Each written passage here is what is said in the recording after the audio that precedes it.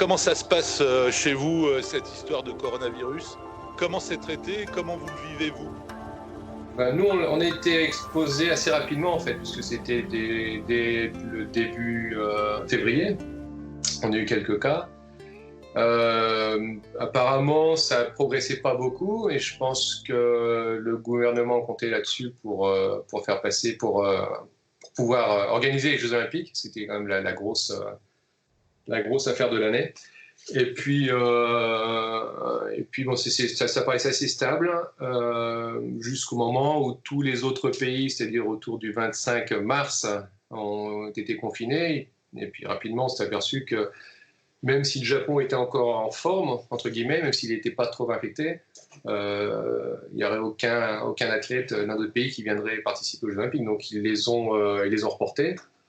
Et comme par miracle, le lendemain, c'est-à-dire le 26, le nombre de cas de gens infectés a augmenté par 100.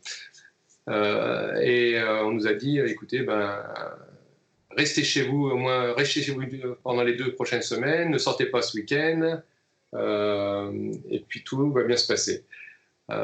C'est là où je disais les Japonais ont un peu changé, puisque le week-end en question, c'était je ne sais pas si tu connais, c'est les sakura, c'est-à-dire Les cerisiers. La floraison des cerisiers, qui est le symbole en fait, du renouvellement, le début de l'année, puisque toutes les sociétés commencent à fonctionner à partir du 1er avril. Donc, les gens sont quand même sortis en masse. Quels sont les souvenirs que tu as de la Bourgogne? Quels sont tes meilleurs souvenirs en Bourgogne? Les vendanges que j'aurais voulu faire?